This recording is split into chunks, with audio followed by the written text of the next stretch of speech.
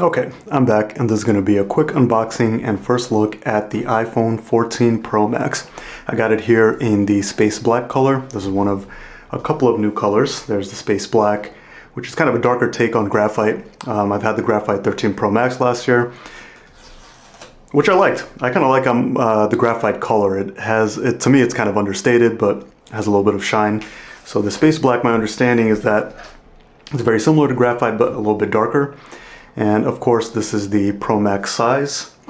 I've had the 13 mini the last year. I've also had the regular 13 Pro and even the 13 Pro Max. I've kind of had it all the past year and tried all the different sizes. So this year, of course, Apple have consolidated the sizes. So now there's only a 6.1 inch size and the 6.7 inch size. So I find that whichever size I'm using, I kind of get used to.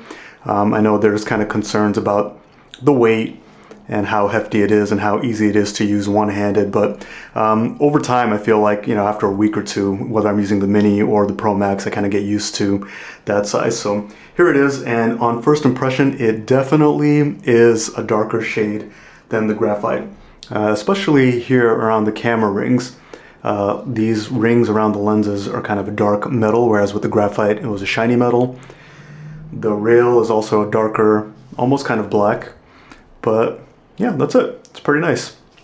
And I'll put it side by side with the 13 mini, which is the, I guess, kind of a true black or a glossy black. Actually, it's a midnight color, so it's kind of got a blue tint, but you can see how the shade compares there and even how the size compares. Obviously, it's a massive difference.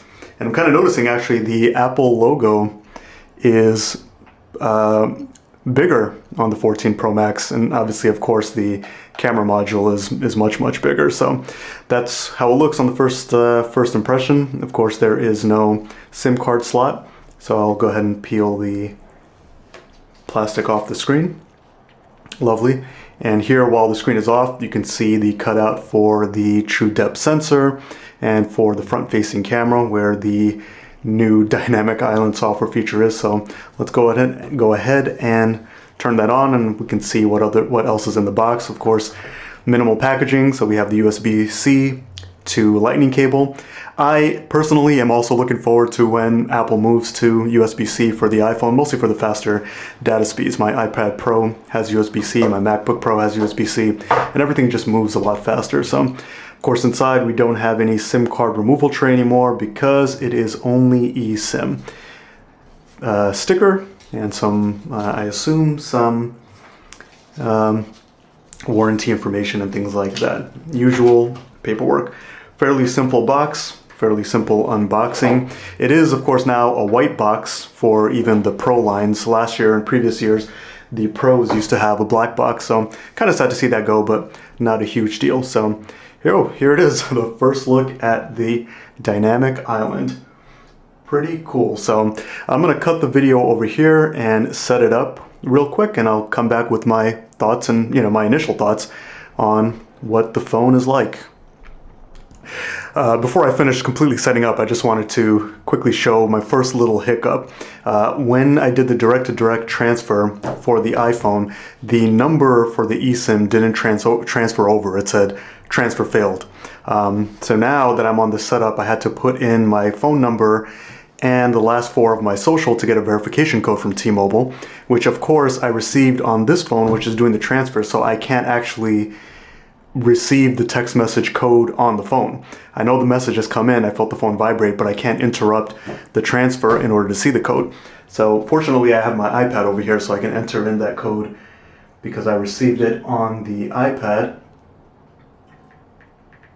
6, that's it.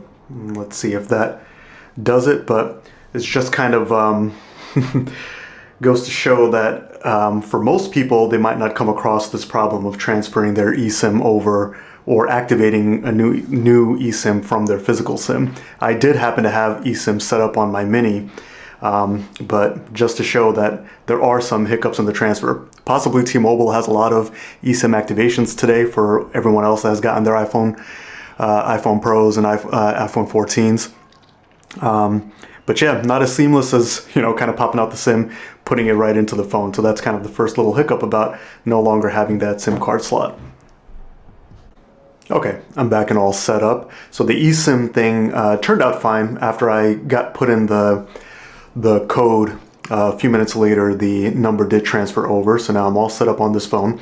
And yeah, overall impressions is that it is pretty cool. The camera bump, of course, is bigger than the 13 Pro and the Pro Max, which I don't have my 13 Pro anymore. In graphite, I sold it in anticipation of receiving this phone.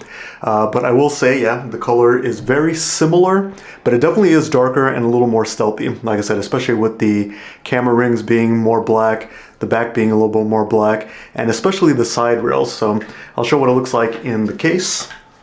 In the Umbra case.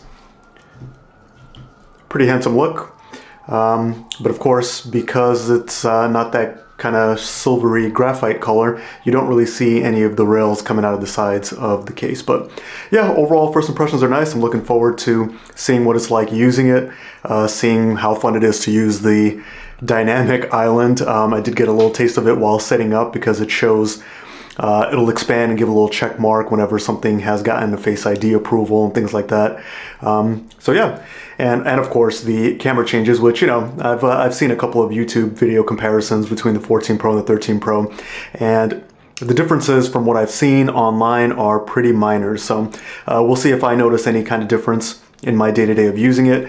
The 13 Pros, I think, represented kind of, to me, kind of like sort of like a peak iPhone, and that's what I said in my 13 Pro Max review, that it was peak iPhone because it was just such a solid phone.